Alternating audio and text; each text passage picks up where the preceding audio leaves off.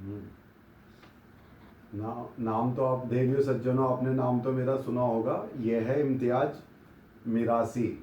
इसने मेरे पे झूठे 11 मुकदमे लगवाए थे। अल्हम्दुलिल्लाह 15 जून 2025 को अल्हम्दुलिल्लाह मैं बाइज्जत बरी हुआ। और मैंने इसको एक रिकॉर्डिंग दी थी। मतलब 18 साल से ही मेरे पीछे लगा हुआ था। एक दिन मेरे दिमाग की हट गई। उस दिन था 10/12/2019। मैंने कि 600, तू भी मर जाएगा मैं भी मर जाऊंगा, लेकिन 650 साल तेरा खानदान ये दिन याद रखेगा। तो इसने मेरे पीछे पुलिस लगाई। तो 9 महीने मैं पुलिस के हाथ ही नहीं आया और उनके सामने खड़ा रहा। किक पिक्चर का मैं सलमान खान अल्हम्दुलिल्लाह बन गया था और मैंने 10 किलो वजन बढ़ा लिया था। और पुलिस वाले भी कह रहे थे इसे दुकान बेच दे तो फ़ायदे में रहेगा, इसकी जड़ें मजबूत है, तू जीत नहीं पाएगा।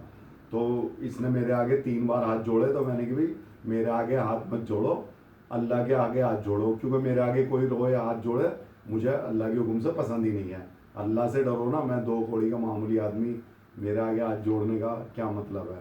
तो मैंने इससे कहा कि भी 650 साल तक जब भी तुम्हारे घर में मौत आएगी, मौत मेरे घर में भी आती है, तुम्हारे घर में भी आएगी। जब भी मौत आएगी तो एक ही बात बोलना मरते समय अपने बच्चों बूढ़े जवान को कि कभी किसी यूपी वाले को परेशान मत करना, कभी यूपी वाले से पंगा मत लेना। और जब भी 650 साल तक तुम्हारे खानदान में बच्चे रोते रहें और जैसे जैसे बड़े हों रोवें, तो उसको एक ही बात बोलना कि चुप हो जा, नहीं तो यूपी वाला आ जाएगा। मैंने 2 शर्तें रखी और ये गुस्सा मेरे अंदर मेरा नहीं था, पूरे यूपी का था। और मैं कलम की ताकत से लड़ा, क्योंकि ये लोग यूपी वालों को नीच जाति का मुसलमान समझते हैं, हिकारत की नज़र से देखते हैं। परदेसी आदमी राजा है, रंग है कि डॉन है, ये अल्लाह को पता, तुम्हें थोड़ी पता है। तो 18 साल से ये दुकान के पीछे लगा हुआ था। और अल्हम्दुलिल्लाह ये आप सबकी, क्योंकि मैंने इसे सोशल मीडिया पे डाल दिया था, डालते ही फिर इसकी हवा ख़राब हुई और इसने सामने से आके माफ़ी मांगी और जज के सामने सारे गुनाह कबूल किए। कोई छुरी नहीं दिखाई, कोई गाली नहीं दी, कोई उधार नहीं करा। 100 रुपये मेरे किराएदार ने बाकी रखे थे। और इसने अर्जी में ये भी लिखा था कि आरएसएस के लोगों से मुझे जान से मारने की मैंने सुपारी ली है। अब और तो बच्चों हिजड़े का शिकार यूपी का आदमी नहीं करता, और इसकी सुपारी लेता तो मैं चूना थोड़ी लगाता। तो अल्लाह के हुक्म से मैं बाइज्जत बरी हुआ और मैंने 2 ही शर्तें रखी। और 18 साल में मेरा 1 करोड़ का नुकसान भी हुआ, क्योंकि धंधे में मन नहीं लगता था और दुकान को मैं बेचना नहीं चाहता था। मैं एक ही बात सोच रहा था, दुकान मेरी या जीत मेरी। तो अल्लाह के हुक्म से अल्लाह ने मेरी जीत करवाई और मैं बाइज्जत बरी हुआ। तो मैंने की, और मैं तहे दिल से आपको दुआ करता हूँ, क्योंकि सोशल मीडिया पे मैंने इसकी पूरी कहानी अपनी डाल दी थी अल्लाह के हुक्म से। तो अब इससे मेरा कॉम्प्रो हुआ है। अब 2 लोग और हैं जो मेरी दुकान के पीछे लगे हुए हैं। उनको 18, इसकी वजह से 18 साल से उनको नज़रअंदाज कर रखा था।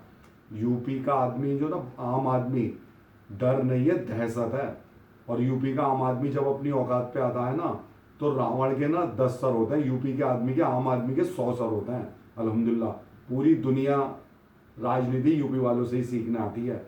अब परदेसी आदमी आता है कारोबार करने, तो इसलिए वो झगड़ा नहीं करता। और जब यूपी का आदमी अपनी औकात पे आता है तो सीधी जंग करता है, शोर भी नहीं करता अल्हम्दुलिल्लाह।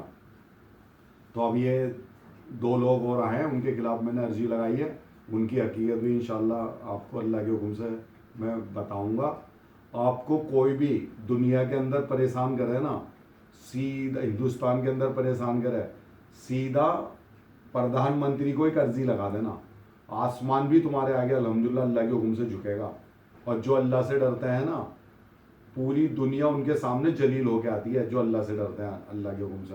तो सीधी प्रधानमंत्री को अर्जी लगाना, आसमान भी तुम्हारे आगे झुकेगा। किसी को अर्जी लगाने की ज़रूरत नहीं है, सीधे प्रधानमंत्री को लगा दीजिए, इंशाल्लाह जीत आपकी होगी। जय हिंद, दुआओं में याद रखना।